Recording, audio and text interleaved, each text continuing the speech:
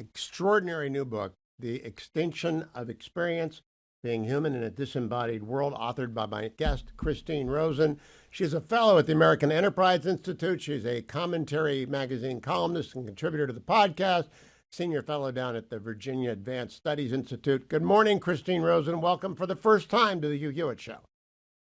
Thank you so much. I'm really glad to be here. I don't know if you are old enough to remember Bob on Sesame Street talking about the neighborhood. You certainly spend a lot of time in the book. Do you remember him walking around and doing the sort of things you advocate people doing?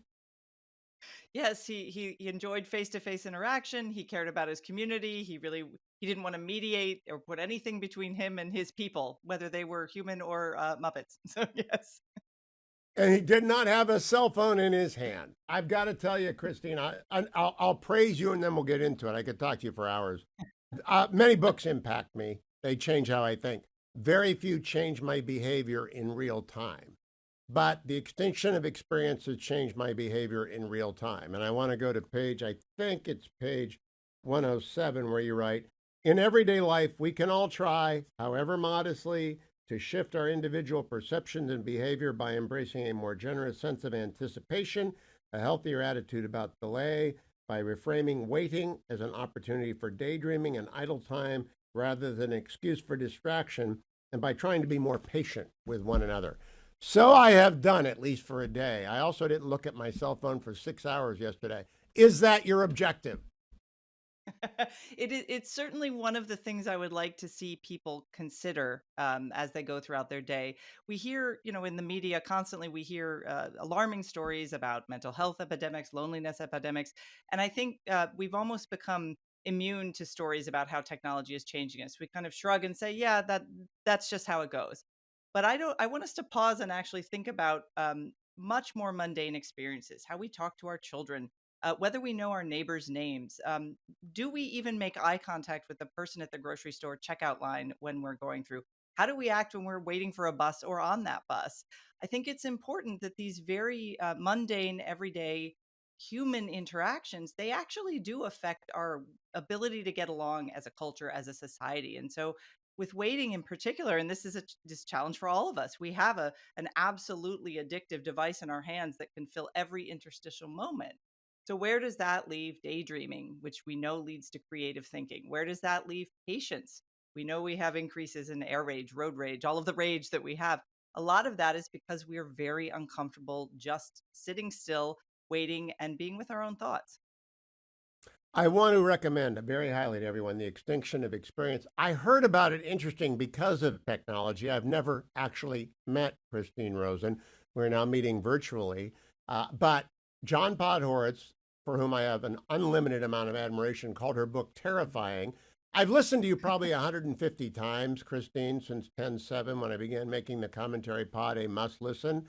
So I know your interjections and your sense of humor. You don't know me at all. But The Extinction of Experience, when John says it's terrifying, I said, come on, it can't be terrifying. Well, it actually is. It charts a course for our country and the Western society, which is not unlike the CCP's social credit system. And it's very, very alarming. Do you get that sense from many people that John got from reading The Extinction of Experience? I will tell you, I was a little surprised to find out that I thought I was writing a thoughtful book about technology changing human behavior, and everyone who reads it has told me what you've just said, which is this is terrifying. But I think that speaks to the fact that we don't always put together all the daily moments of our interactions with each other and our frustrations with our daily lives and think, is there one thing tying a lot of this together? And that's where I do worry about not just the way that our devices we've become reliant on them, but how much we love them. They do so much for us. I mean, I use these things too. Every morning when I record the commentary podcast, I use Zoom and I get to see all my colleagues. So it has an extraordinary ability to allow us to extend our reach as human beings. But it's never For a neutral. journalist, it's a tool. For a scholar like you, Absolutely. it's a tool. But its Absolutely. costs, that's what your book illustrates, and I think uh, impacts people with is count the cost. And I don't Mhm. know, I don't think you're a Christian. You did go down to the Gethsemane Abbey, but in the screw tape letters, um, the elder demon says to the younger demon, whenever the patient, that is the human they're trying to get condemned to hell, whenever they begin to think about big subjects, divert their attention with something small. Yes. That's the Yes. important. Don't let anyone think about important stuff. Have you ever read Screw Tape? I have. I was raised fundamentalist Christian actually, and so we did read a lot of C.S. Lewis growing up, and there's a lot of resonance. One of my regrets about the book is that I had to choose what I limited my research to, and I've had wonderful conversations with my friends of faith, and I wish I could have added more on there. But I think if you're a person of faith, these themes have been front of mind for a while. Oh, it deeply resonates with me as a Mass attending Catholic. I am back now with Christine Rosen, American Enterprise Institute scholar, contributor to the Commentary podcast, and just the author of this fabulous book, The Extinction of Experience. I hope we can drive it very high. Like John Haidt, I had John on when he wrote his book, The Anxious Generation, but that was as a means to the end of changing schools.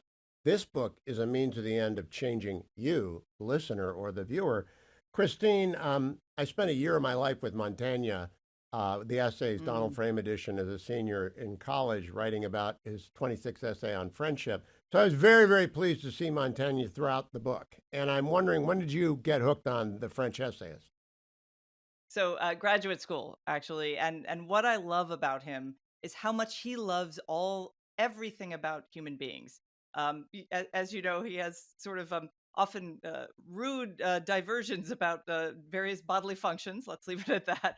But he understands us as whole people who are grounded in communities, just as he himself was, who also needed to withdraw from the world at times so they could figure out their direction. So he had that famous library that he built in his home, where he studied. And I think he's always represented to me someone who doesn't try to change what's human, but to help us excel. And I think that's quite a contrast with the engineering mindset of a lot of our technologists today who see human beings as a problem to be solved. Montaigne said, He is a no, we are humanist, wonderful. and Exactly, exactly. it's a fabulous book. But if you can help me out here, he said in one of those essays, I've never been able to find it, that every time he's certain about something, it turns out he's wrong. And I just love that quote, but I can't find it. If it comes up, let me know. I want to go back to The Extinction of Experience. You write on page 200, quoting Richard Sennett, civility is a form of thoughtfulness. We do live in a very uncivil world and we interrupt constantly. And I think our media reflects that back. It's not the kind of interruption that you hear on the commentary podcast where someone puts up their hand and John is moderating and people jump in. That's a civilized interruption. We often jump people. And have you noticed that in media that we jump people now? Yes, and that speaks to what people want to see in the forms in which we consume information now. You know, the brief video or the little snippet, which might be a headline and something provocative, but no context, and very few people actually click through and read the whole story. But in everyday life, we do that to each other all the time. We are signaling when we're staring at our phone and there are human beings around us. Our civil inattention is dramatic. It's a sign of respect to give that nod to someone who walks into the elevator with you, or to acknowledge someone getting on the bus when you're sitting there. Mainly to also realize, like, maybe that person needs my seat. Maybe that person is a threat. Maybe that's someone who I know. So we're so focused on our own created realities on the screen that it becomes difficult to practice those very important but almost unspoken rules of civil behavior in public space. Christine Rosen, when I read books, I keep notes in the back. My books are a mess at the end. Things I Mine did too. not know that I'm glad to know. Things I'm glad to see in print, and then big questions that they evoke. Here's my big question for you. Do you think in the world of advanced countries with technology, the world in which writers live today, do you Mm. think we'll ever have another great novel on the scale of Moby Dick or Huckleberry Finn or An American Tragedy, which are based on those writers' lived lives of experience? I know I like Tomorrow After Tomorrow After Tomorrow, and it's about gamers and creating game. It's a good novel, but do you think we'll ever have another great novel that depends upon lived experience? This is an excellent question. Probably not.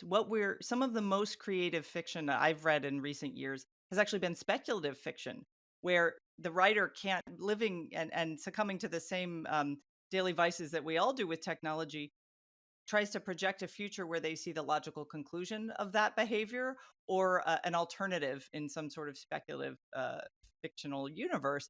I worry about that because the hands-on experience of being on a whaling ship, for example, or fighting in war, we do have some thoughtful writers. They tend to choose nonfiction. But I'm concerned about that because we also lack the patience to read even those old classics. And writers will tell you they struggle with this all the time. I have discussions with my friends about it.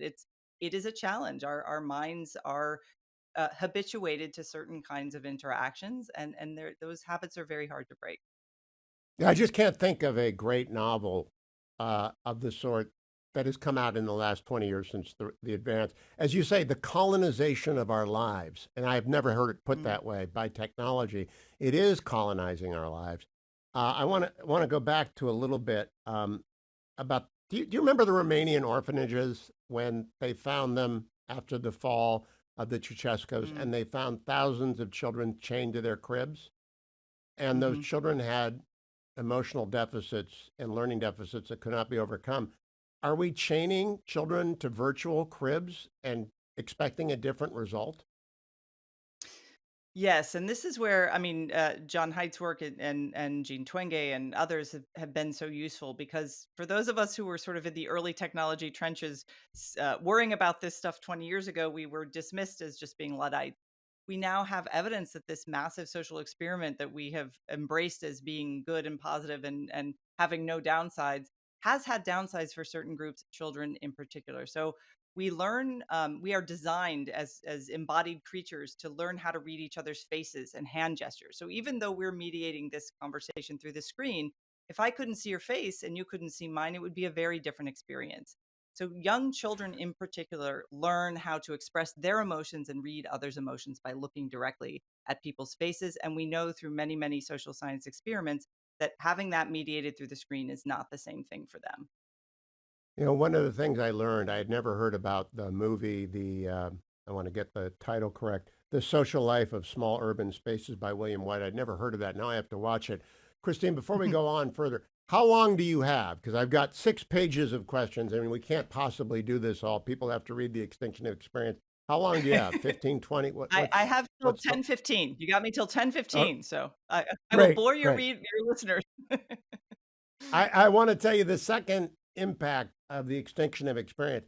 I go to Saturday afternoon mass. I'm a Catholic, and I realized then that the beauty of the mass is not only the theology of it that I understand, but it is the only place left in my life where there aren't any devices. There's an organ, right, and there's amplification, but nobody brings their phone out in church. It's not done. Mhm. The agreement, the social compact holds for mass. Are there any other places that you became aware of where the social compact that existed pre iPhone still endures? Interestingly, I think people of faith and artists are on the forefront of recognizing the need for those sorts of spaces. So I would say we're seeing this I've seen it with comedians and some live music acts where they ask you to put your phone in one of those bags, which is sealed off, locked off, handed to someone, and you get it back at the end of the performance. Now, that's done to ensure, in some cases, their intellectual content. So it's not, no one films them and then sells it, and or they're working out new material if they're a comedian, or the live performers tend to want you to look at them with nothing in between you and the performance. And for the audience, it's a very different experience if you've gone to a concert where everyone's got their phone aloft filming the concert rather than just enjoying it. When you go to one of these concerts where no one has a phone, you talk to people around you. It's again, this is a qualitative feeling. It's hard to quantify. So in our very numbers oriented world, it's hard to make an argument for it. But once you experience it, you see it very differently. So I think artists are looking at this. And then if you're a person of faith, you recognize the rules and rituals around which you practice your faith are there for a reason, not to stifle your creativity, not to keep you quiet, but to give you that room for contemplation, to listen to the voice for the voice of God. And monasteries. I went and visited a monastery. There's obviously that's a more extreme example of this, but though there are fewer and fewer of those places in public life, the third spaces where people interact without being drawn away to their own worlds through technology. 30 years ago, PBS sent me out to make a series called Searching for God in America. So I got to go to a monastery to talk to Father Thomas Keating. The most Hmm. challenging part of that was in all of his years of monastic life, he had only had two extraordinary experiences of the presence of God. Two in 35 years. And I thought, wow, we don't have a chance if that's actually the rule. Let me ask you about the endurance sports and their rise. Do you Mm. think, the running craze got started when I was a young man? It's still ongoing, but now it's become endurance sports, ultra marathons, Ironman. Do you Hmm. think there's a correlation between the need to feel exhausted and all in and the reduction of lived experience? I do, and it's interesting. I've had a couple of friends who do extreme sports or extreme activities, and they will say they're almost searching for a feeling of being physically exhausted in their own bodies because so much of how we interact with the world now is through information about it, not experience with it. So we can do, and in fact, many technologists would see in a future this is what they want us to do is to just be embedded in a virtual world. And our physical bodies recede from importance in that way of looking at things. But if you have a physical body, which until, the singularity happens, we all do, our bodies actually teach us things about ourselves, about others when we interact with them. And when we cease to learn how to read those signals and to trust those signals, we lose something central. And I think that does give particularly younger people or seem much more physically awkward when they have to meet new people. They tend to avoid that. They don't even like phone calls anymore. But even as adults, I see us constantly stepping away from the idea that we're physically embodied creatures, and unfortunately, that lesson tends to be something we learn as we age. Our bodies start to fail us. Then we need the coping skills, the emotional and mental coping skills to understand how to live within the bodies that we're given. So I worry that if we grow up in a world where we downplay the importance of bodies, you'll see people doing extreme things, and that's great, great hobbies. I have a physically active hobby myself, but that's not an answer culture wide for what's really ailing us. And that's that we are becoming alienated from our own physical body. That is, by the way, I want people to understand this is not a judgmental book. I appreciate the tone throughout. It's an observational book. It does not condemn anyone. And I'm glad because I want to give it to my kids and their spouses, and all my kids and all their spouses, and all of my friends, and I am too. We're busy documenting our lives now in a way that we never Mm. did before. And we take a selfie and we send it to the family text chain. Here's we are. And that's fine, but you're right to point out it's ubiquitous. Everybody does it all the time. What is driving that, Christine Rosen? Mm. Just the ability of the Well, technology, or what is the need that's being met? so the need that's being met is a very deeply human one to connect. And the technologists who design these platforms and tools have on staff lots of people who've studied behavioral psychology and human psychology for a reason. They know what motivates humans to react. The problem is that the reaction is what matters, not whether it's positive, whether it's negative, whether it's good for you and your family or bad for you and your family. We see this in our politics. Anger and fear will bring people back again and again to a platform. Puppies and kittens, not so much. There's a weird moral neutrality built into these platforms that I think is quite problematic when you start relying on them as replacements for the human interaction. So you sending pictures to a family text chain, that is the way that the technology was originally devised, and it's sort of how it was advertised to all of us, and I don't see any harm in that. I would see harm if you could go see your children or grandchildren in person, but you started to find it a lot more convenient and easy to just FaceTime call them. Because one of the things about human experience that's worth remembering is that it is difficult to leave your house to go see someone who's sick, take care of them, to do all of those things. It is much easier to feel like you've helped someone or reached out to them, but all you've had to do is press a button or swipe something on your screen. So the performative aspect of it worries me for other reasons. I worry about generations of American children thinking they have to perform every emotion, posting every emotion. That does you start to perform for the camera in a way that I think earlier generations, certainly mine, who didn't grow up with this stuff, never had to do. So it's very natural for them in a way that does worry me.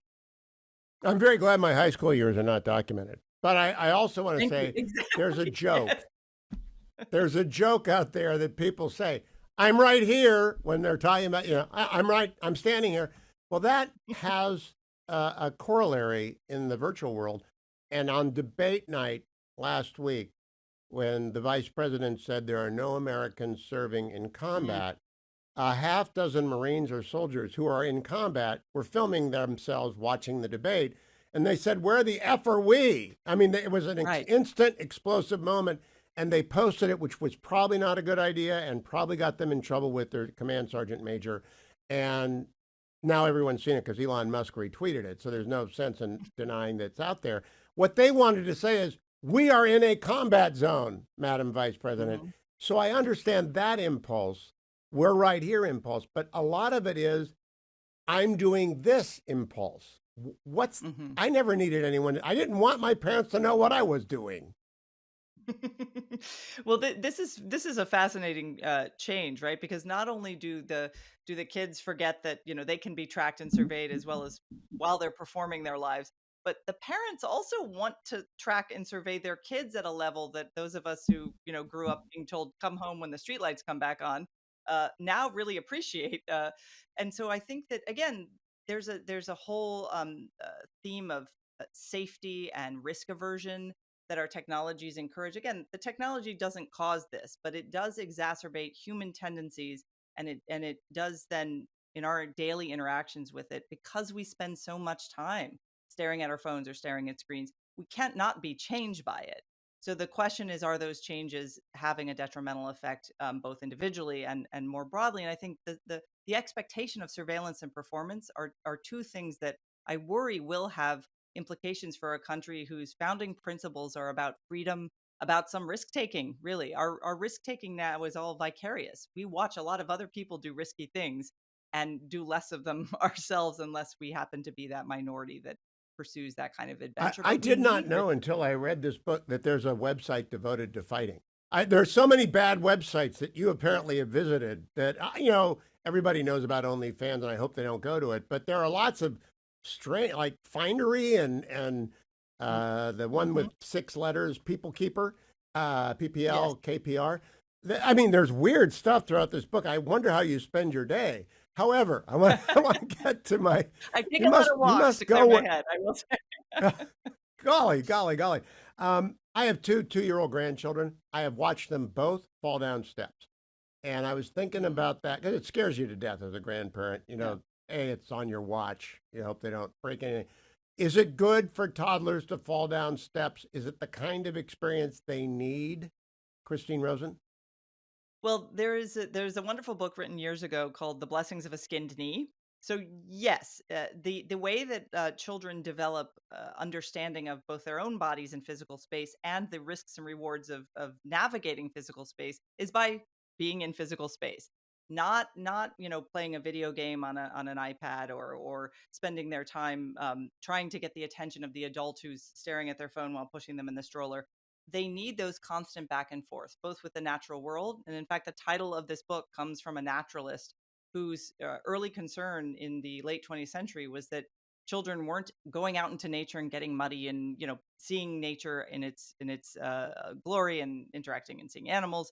And then as they grew up, because they didn't have that experience, they wouldn't even know what they had missed. So when a species went extinct, it wouldn't bother them because they didn't even know what that was. Maybe they'd seen a picture of one in a book, but they had no connection to it in the real physical world. So I am very concerned about that. I think that we are, and again, people like John Haidt and others have been very very good at arguing for specific policies that schools and state and local governments can encourage. And but this is a job for parents. And so in some sense, my book is kind of telling those parents, don't forget, we're modeling habits for our children as well.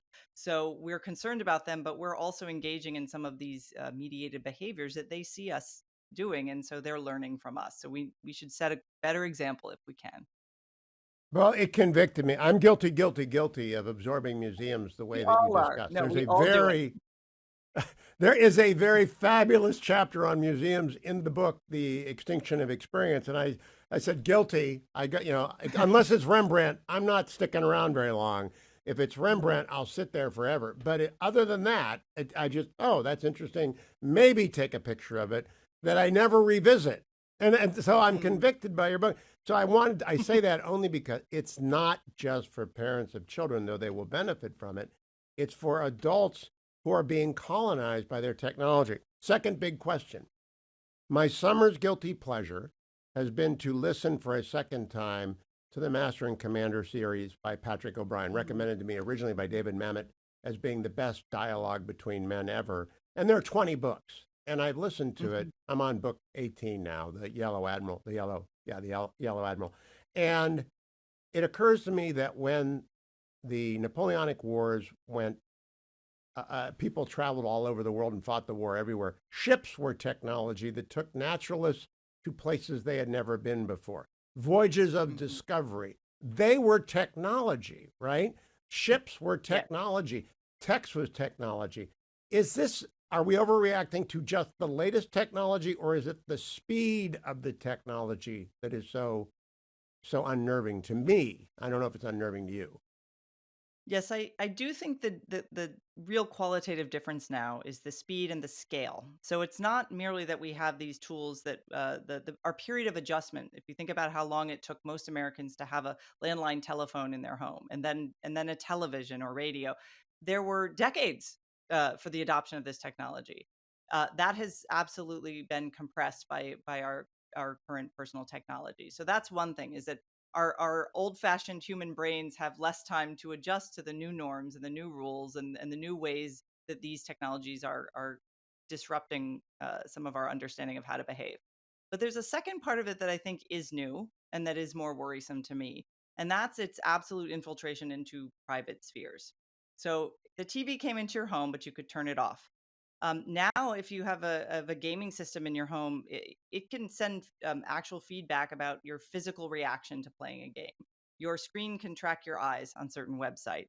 The kinds of badges that some people in office spaces are required to wear by their employers can track their heart rate.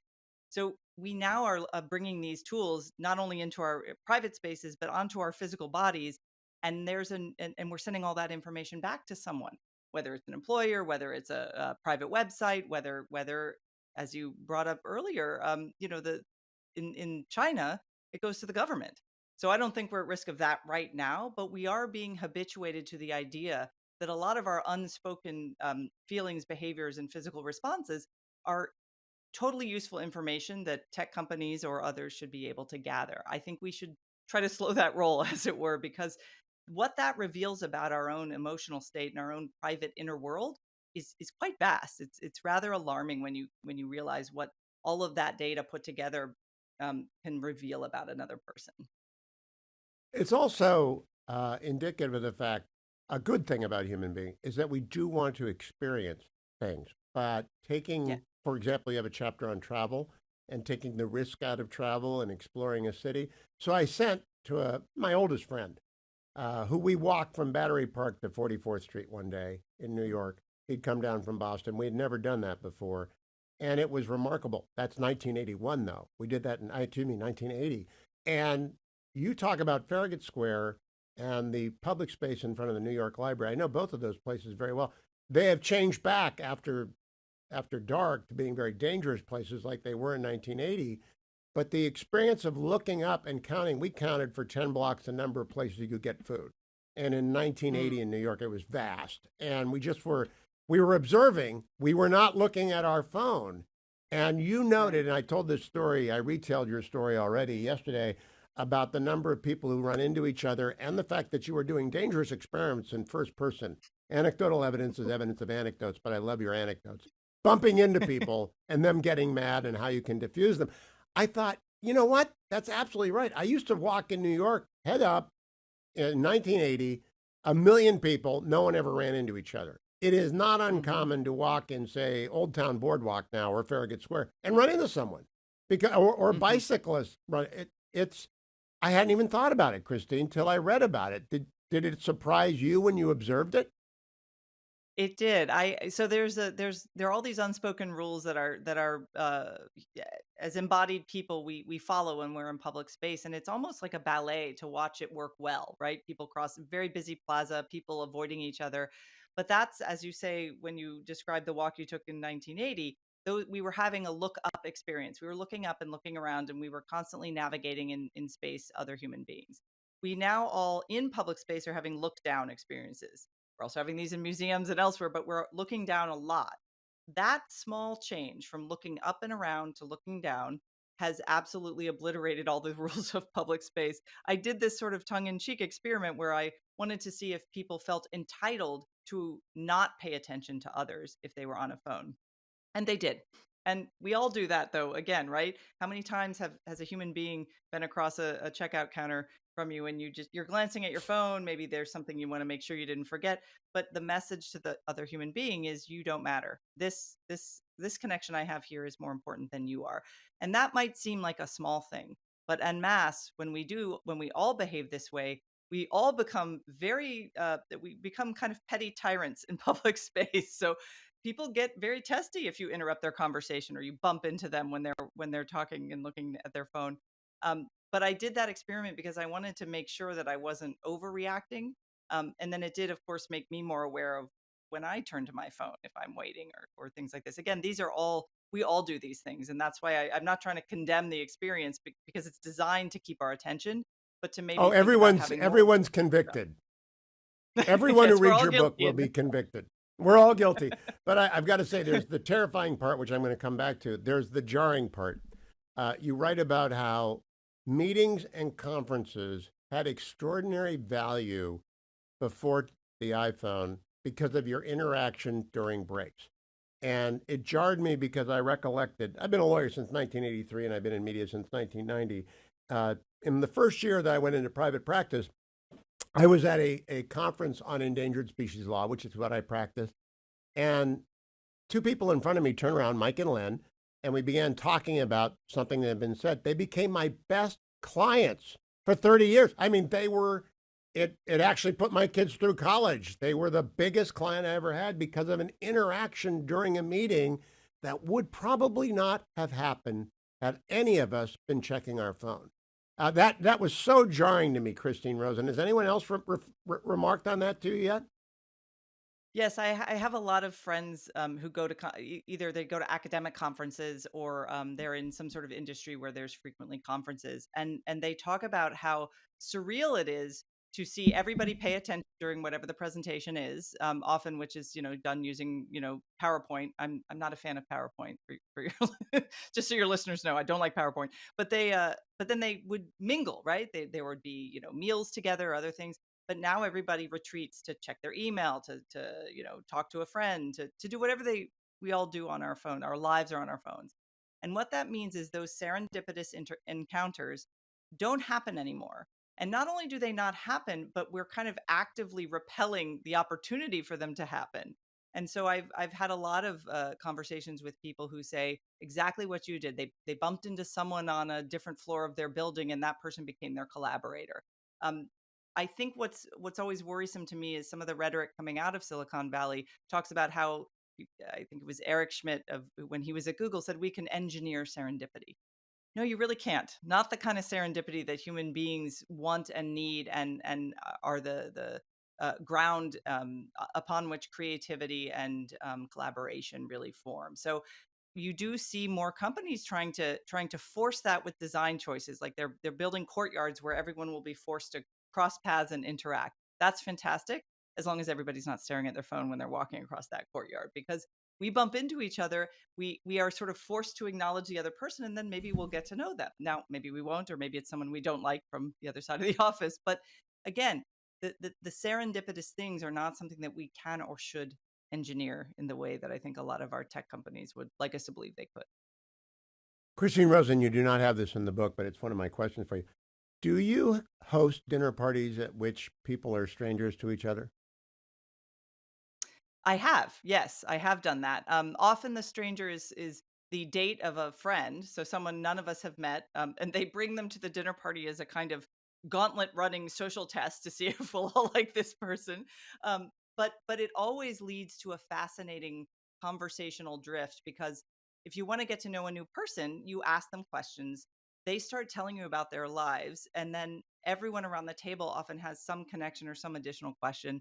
And so it does. I've found, even though I love having my close friends over for dinner and kind of catching up with each other, those dinners, those gatherings are often a lot more fun because you learn something new about a new person, you meet a new person, but you also recall things about your own life that maybe you hadn't thought about in 20, 30 years. So, where did you grow up, Christine? Which part of the country? St. Petersburg, Florida. I am a Okay, I Floridian know born and St. raised. Petersburg. The convention, I stayed at St. Pete's Beach, and until he died a Hmm. couple of years ago, an old friend was down there. I love St. Pete's; it's a wonderful place, and you go to Disney World a lot, and that's what I wanted to get to. I thought you had to get the Disney World experience in here. I moved to Southern California.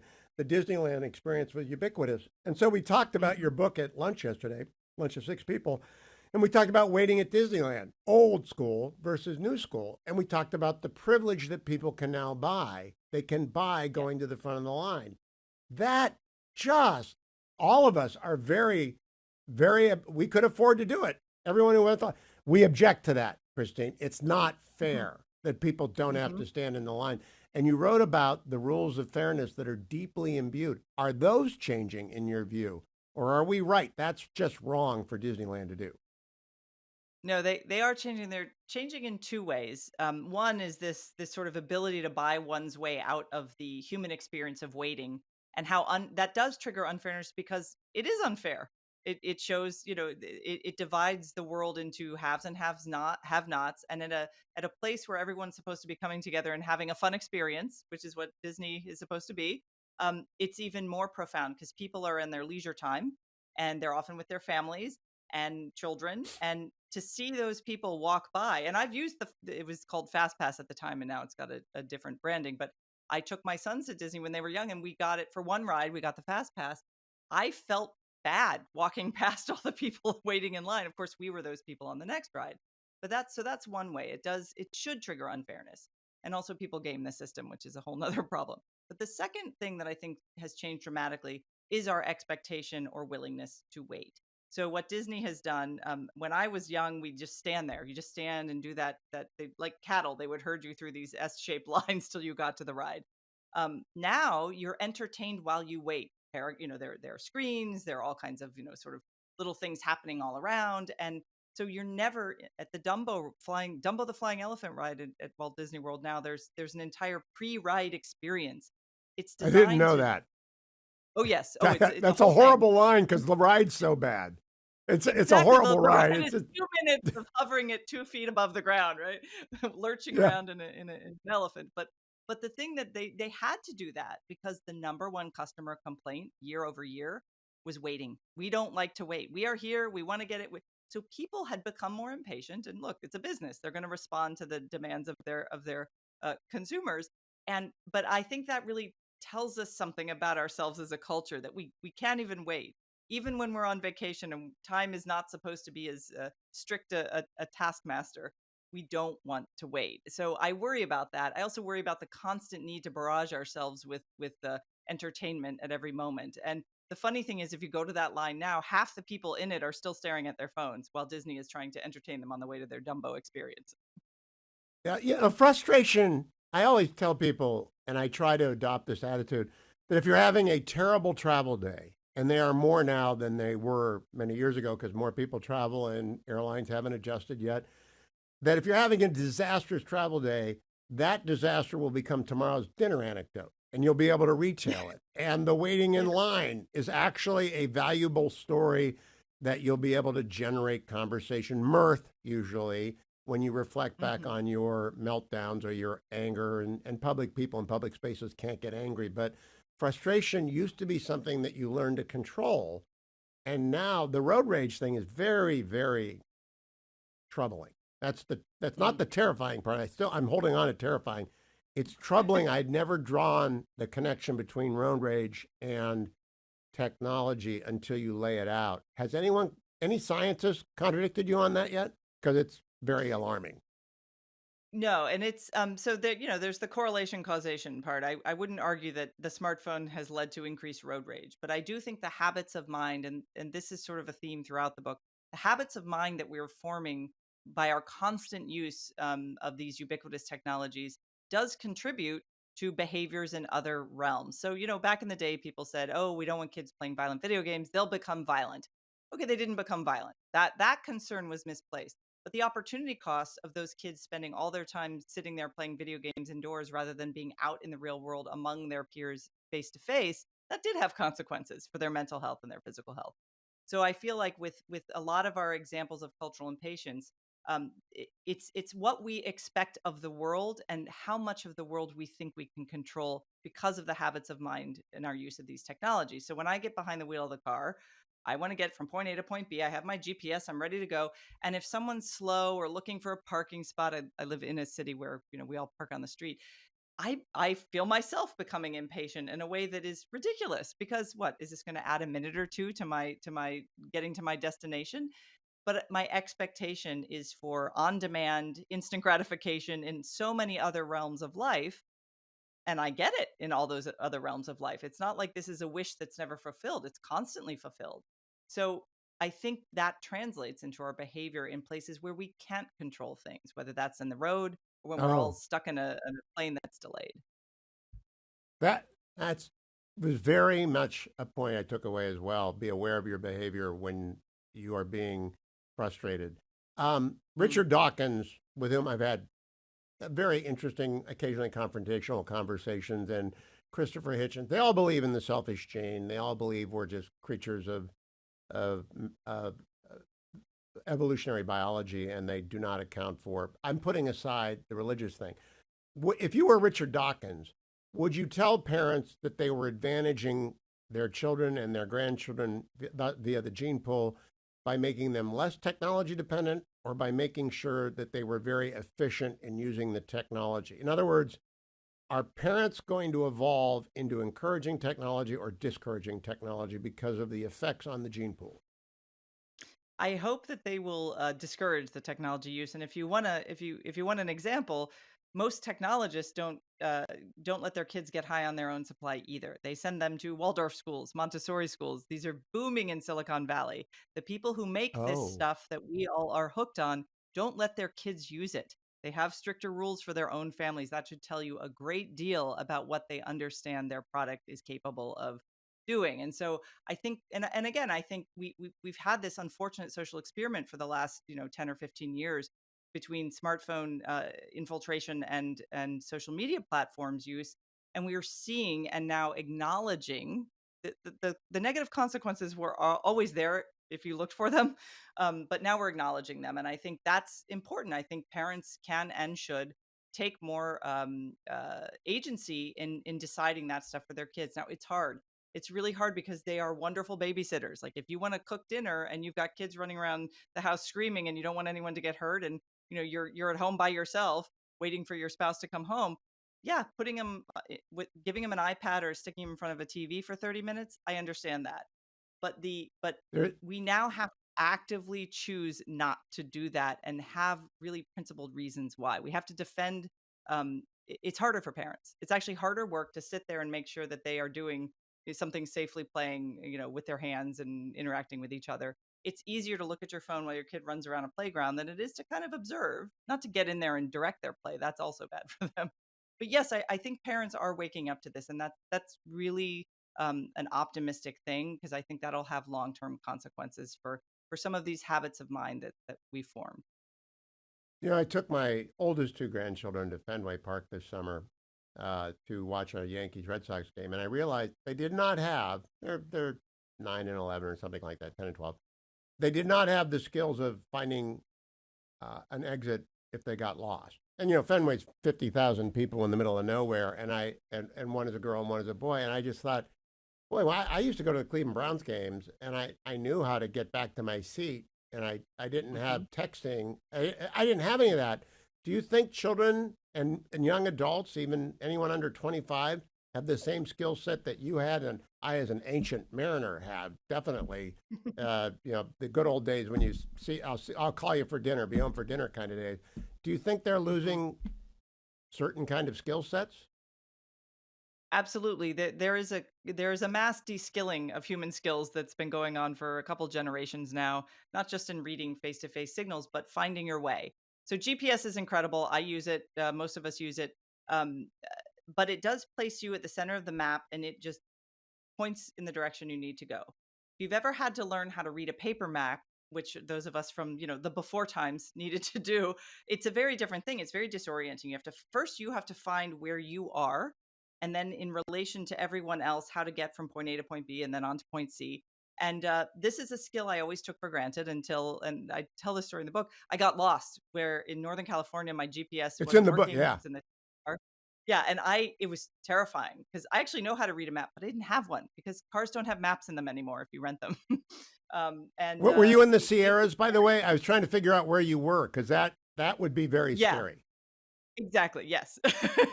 So it was, you're in mountainous terrain, you're lost, I've got young kids in the car. I'm trying to act like I know what I'm doing. I'm like, "Oh, it's fine. It's a little detour."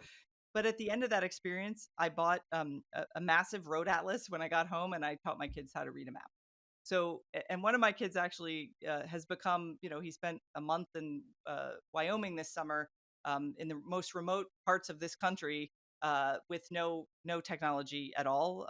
They had a sat phone if they saw, someone was seriously injured, but they had to find their way in the very old fashioned way. He loved it. And those sorts of challenges, like you mentioned earlier, the extreme sports, those have become novelties, but they shouldn't. They're human skills. We should be able to find our way around. And I think that that's, again, it's something that's disappeared gradually. The new technology is so powerful and useful that we don't think about what we have lost or given up willingly, in the exchange. For almost 30 years, Christine Rosen, I've been teaching law students, and you call on law students and they have to answer. It's Socratic. And I always begin the first day of class by asking, okay, where are my Mormons? And this just unsettles everyone. Did he just say that? Is he allowed to say that? Can he say And that? the kid, yeah, you're allowed to say that. And the LDS kids put up their hands. I say, okay, which ones of you were missionaries? And three or four Mm, will have been missionaries. I say, okay, you're first. And the reason is they are not easily unsettled because for 2 years they have been almost technology free doing missionary work door to door. They've had guns pulled on them, they've had dogs set on them. They're often in poor neighborhoods in remote parts of the world. This is why the LDS Church is the fastest growing. They know how to evangelize. They know they're very confident in their skill set, right? This is a set of skills mhm, you don't get unless you've been a missionary in a far flung place or a very strange place. And they go to language school. I think that's mhm. an incredible, just practical strategic advantage for the LDS. Agree, disagree? Completely agree. And again, those the way that we have decoupled life skills, for resume skills, concerns me greatly. If you talk to someone who trains diplomats, for example, they'll tell you they're now training them in these human life skills: how to look someone in the eye and give a good handshake, how to make small talk with someone from a different culture, a different country, with whom you're about to sit around a negotiating table and hash important things out.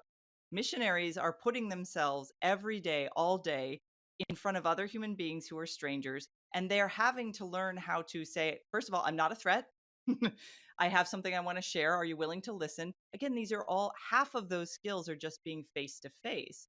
So when in our country in particular, we are losing those face to face skills. Those are hugely important for learning how to, understand and empathize with other people, even people for whom you might have serious disagreements politically, culturally, whatever it is. We One of the reasons I think we don't get along as well when we all start talking about politics these days is that we're used to having, what's called the online disinhibition effect. We're used to saying whatever we want with no consequences online.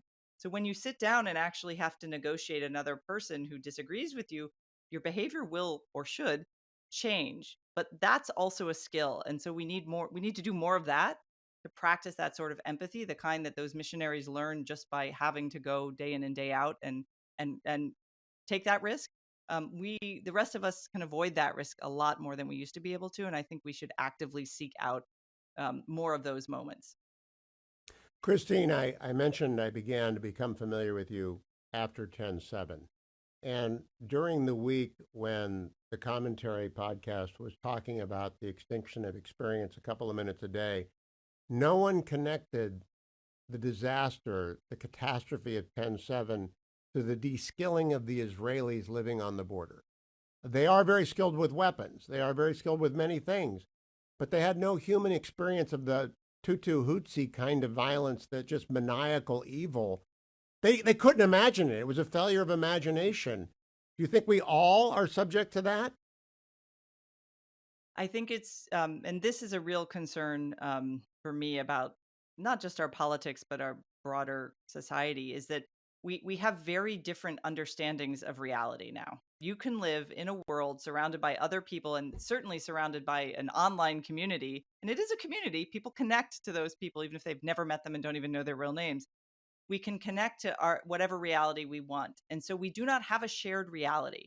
So I think, what happened to Israel on October 7th was an example of people who assumed that the values of the people living not that far from them were shared. What they lived by, especially the people living in some of these border communities. Um, they assumed that other human beings thought the way they did, and they unfortunately, tragically, horrifically were wrong.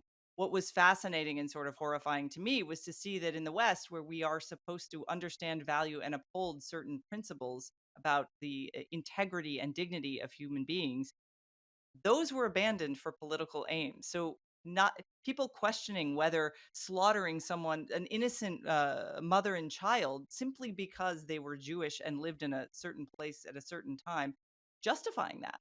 So again, there's a dehumanization that the technology allows, which can have benefits in the sense of we know a lot more information about a lot more things all over the world instantaneously. That whether that's a boon for our humanity, how we treat each other, how we make decisions, I think the verdict is still out on that. And that's where I'm very concerned about the fracturing of reality and the lack of a shared reality. Yeah, it's right to be concerned, and you articulate that very well in the extinction of experience.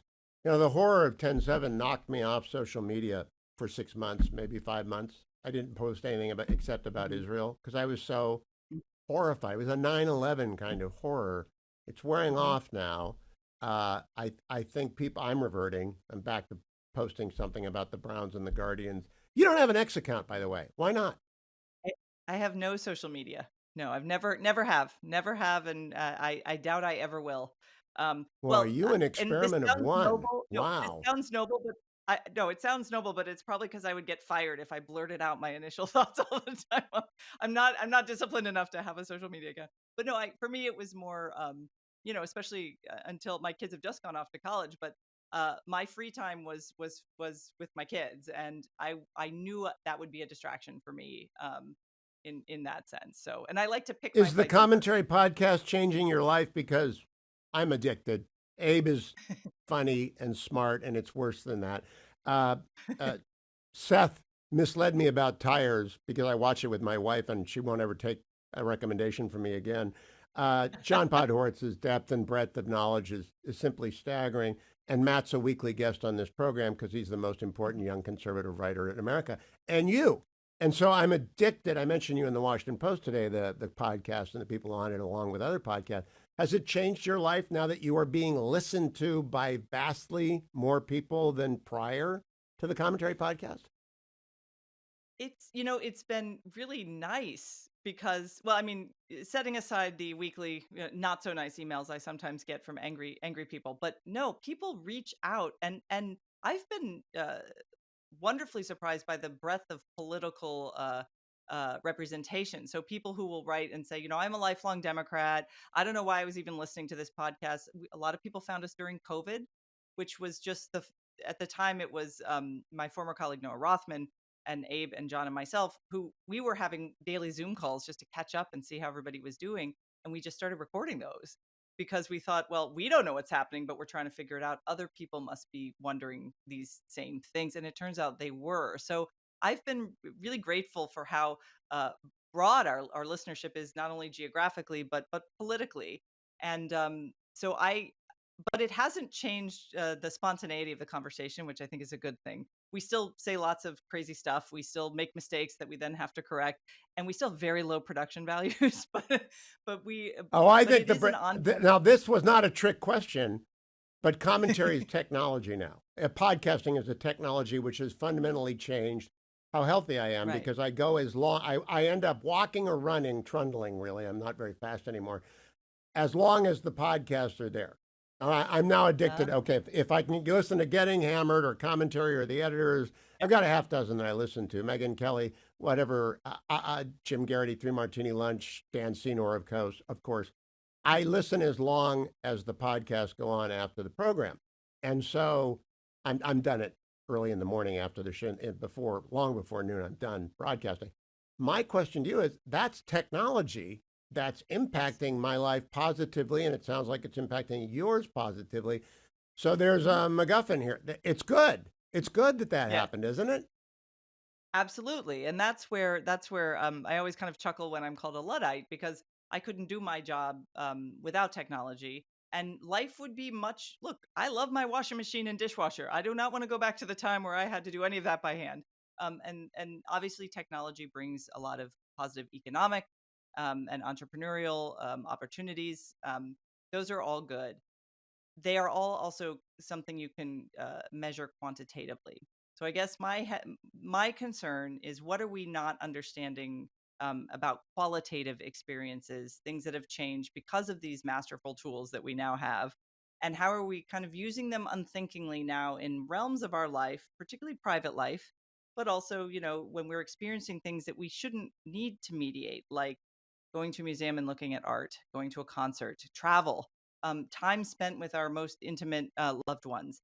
These aren't experiences that we ever used to have a choice to mediate much, right? Now we have to choose not to mediate them. And in a very short span of time, more and more of us are choosing to mediate those things too. So I guess for me, while I understand and obviously benefit from technology on a daily basis, I have this nagging concern that we're not thinking through all of its long term consequences. And trained as a historian, I often go back and reread people's fears about, the telegraph or the railroad, and those were genuine fears. One thing I often, when I have debates with very pro technology, techno optimist folks, many of whom are my colleagues at AEI, um, they'll say, "Oh, everybody said that about this technology, and that was just moral panic." Well, I'll point out, well, they were right about this part of it and this part of it. Like that actually was that actually did change behavior, not necessarily for the better. So I want us to be more thoughtful about the true impact and not just buy into the hype and the convenience and the ease of these things, because to be in a fully embodied and thoughtful human being, we do need to have some friction in our lives, right? Everything shouldn't be easy and on demand and instantly gratifying. I'm changing how we always take a trip after a presidential election. Not always, but we have since I started doing this as a way of Hmm. decompressing. And we're going this year someplace that I've never been before, and I'm not going to overstudy it because of your book. I don't want to Hmm. remove the risk of travel. I think that's a profound Hmm. part of the experience, the extinction of experiences, that people need to know what they learn from travel when it's unmediated, which is they learn all sorts of things, like picking up perceptions of danger or picking up Hmm. perceptions of a surprise. I like that. I want to cover two more things with you before we run out of time, Christine. The first Hmm. is the terrifying thing, because I thought John was overstating it, but I know what he found terrifying because after I read page 5, and then you put it at the back of the book, I think I in the dove right into conclusion as terror. well. Yeah, it's because there's going to be an app where you can talk to the dead. And the the idea that artificial intelligence would make me available to my grandchildren is profoundly disquieting to me because that will interfere with their real memory of me. Hmm. And I Hmm. don't want the real to merge with the fictional, right? There is this whole study of false memories. There's an expert out at the University of California, Irvine, that I've met a few times about false memories.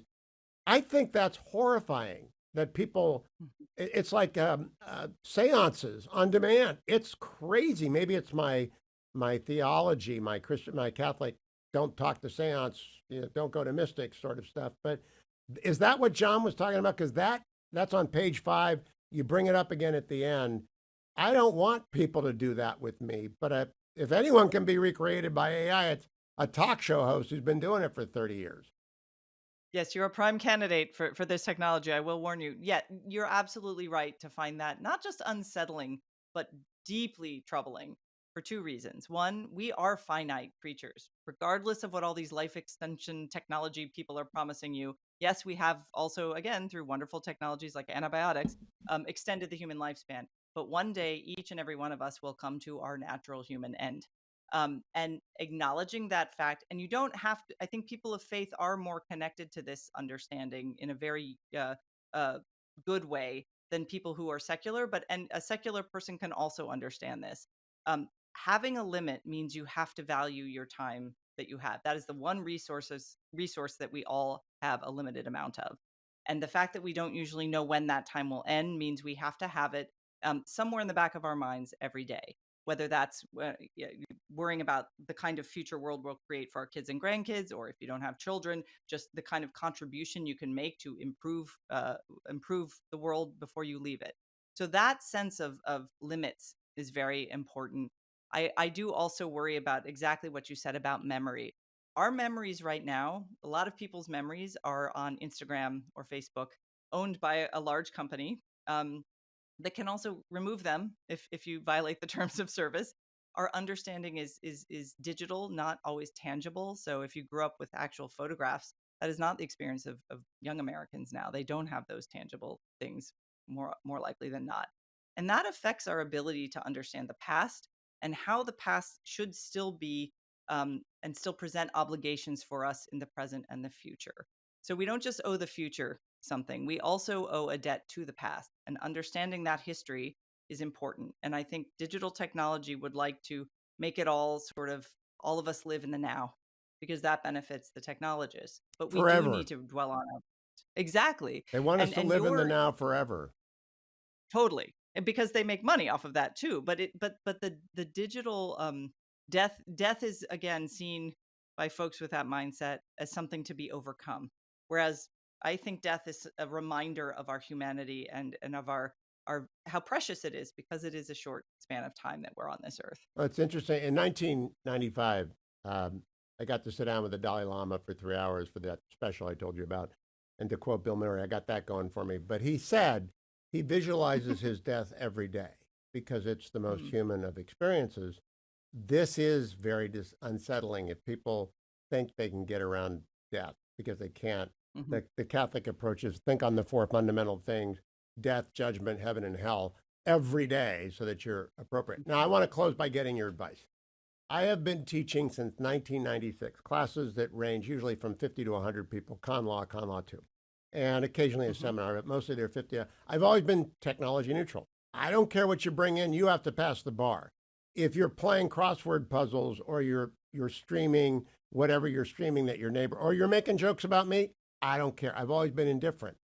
What would you tell teachers who really want to teach about technology in their classroom? Because now I'm rethinking that. I can Mm, remember the first faculty meeting when someone objected to a laptop in the room. I said, "Come, get over it. This is life. You've got to be entertaining. You got to be good. You got to be able to teach. mm. And if you can, you'll get their attention. If you can't, you won't." But now I'm thinking they won't even have a choice to pay attention anymore. What's your advice to teachers, especially Mm. graduates? I have law students, right? They're grown ups. Right. How would you suggest they do this technology? So I am. This is where I become very analog, and there is plenty of research to back this up. So if you bring your laptop to class to a lecture, and you're the student, and you're basically trying to do as close to a transcript of what the professor is saying in real time, thinking this is great, my notes will be very thorough, I will remember this better when I go back to study for the exam, I'll be better prepared. But it turns out that's not true because there's something about the mind body connection and our recall and memory functions of our brain, our very wonderful, mysterious brains, that if you write notes by hand, which the pace of which is obviously much slower, you'll remember more and recall more later because you're actively summarizing and analyzing what you're hearing in real time and then putting a short version of it down on paper. And there is something about, again, how our brains communicate through our bodies and then our memory is retained, that means that's better. I would add that it's also better for a sense of community in the classroom. Look, faculty meetings are a horror show, right? Those are always inefficient. But Oh, if you introduce oh if God. you introduce laptops into that, it's going to take twice as long to get everyone's attention and get things done. So just as a practical matter, they should ban them. But I think in the classroom that's true too. If you have seminar style discussions, which I teach a class at AEI every summer of college students from across the country, and no phones. You're not allowed to have your phone out. You have to be, even if you don't have something to contribute, you're an active listener. And I do think that in a world where technology allows us all to be heard constantly, we have lost the art of being good listeners. So we're all talking, but no one's really listening. And in a classroom, listening is hugely important because that's how you absorb new ideas. That's how you contemplate new analytic frameworks. And in the law, in particular, it's how you learn what the law is and what it is for. So I would say go old school, and try to keep try to keep those mediating devices to a minimum in the classroom when possible. Boy, they'll be so mad. Christine, one more a bonus question. How did you take notes when you were a college and graduate student? I'm just curious. There are Always by different hand. kinds. I mean, were Always you by hand. compulsively trying to get it all, or were you selectively listening and writing a little? Because I like as much as I could. I had hundreds of pages of notes because you do remember what you write. It does. So I started out a more compulsive note taker, and then I took a wonderful seminar on the American South with Eugene Genovese, and it was a grad seminar. And there he was, he was so sort of terrifying because he was, we all wanted to impress him that you couldn't actually hide in your notes. And if he saw you scribbling furiously, he assumed that meant you were going to avoid answering the question he'd just thrown out there that no one wanted to try to take a stab at answering. So I had to learn to balance that. And I ended up learning a lot more from my peers in classes when I didn't take too many notes, when I was sort of Interesting. engaged in real Now, time I with don't them. know who Professor Genovese is. I'm never afraid to admit ignorance. Who is he and why was he intimidating? So he was sort of the, at the time, in the 90s when I was a graduate student, he was the sort of dean of Southern history. Like he was a sort of well-known former communist who then actually came over to the conservative side of the aisle politically, who wrote a wonderful book called Roll Jordan Roll about slave culture in the Deep South and the antebellum South. He was just sort of a legend at the time. And I do remember sitting there, and he kept talking about this guy Gramsci, and I remember writing down Gramshi, and then afterwards going into office hours and going, I don't know who this guy is. And God bless him, Professor Genovese said, I'm going to give you a reading list, and that's not how you spell Gramsci. So he was a wonderful teacher. He's passed on, but I learned a lot of valuable human skills in a seminar, probably more human skills than I even did about Southern history. Random proposition. People from the South spend much more time on Southern history than I grew up in abolitionist Northern Ohio, where the Underground Railroad terminated in Ashtabula. And I think that the American South is so alien to me that you have to almost grow up and to be that interested to learn that much beyond the rudimentary evil of slavery and how it came to be in the Constitution, how it was eradicated. Do you agree or disagree with that proposition? I think that's right. And I went to grad school at Emory, so in the South, and they had a very strong, still do, a very strong Southern history program. I did not study Southern history as my major field, but it was such a blessing to be there. And I had had a similar experience. And Florida's not really the South. We're like weird in a No, lot it's of ways. not. So I didn't get it. Florida's its own planet, really. Let's just be honest. But I didn't have a lot of that growing up either. So that's why I was grateful to take it. And it was a real uh, eye-opening experience to understand that there's a whole nother cultural history going on in the region you grew up in that you never heard about in high school or college. So I really I don't appreciate know it. if you love Joseph Epstein as much as I do. He won't Oh come yeah, on the I show. do. I've been asking for 30 years. He wrote an He's essay wonderful. called What I Love About the South, and it's about when the Army drafted him and stationed him in the South, and I recommend it to you highly. It's the only thing I can give you back for the Extinction of Experience, Christine. It's a magnificent book. I hope it sells and sells and sells, and that you continue to contribute on commentary. You make my morning I think it should go longer, not shorter. That's my only objection. Thank you. Well, I will not tell John that, but Thank you, Christine Rosen. The Extinction of Experience, Being Human in an Embodied World. Go out and buy it today. It will change how you live that day. Thank you all.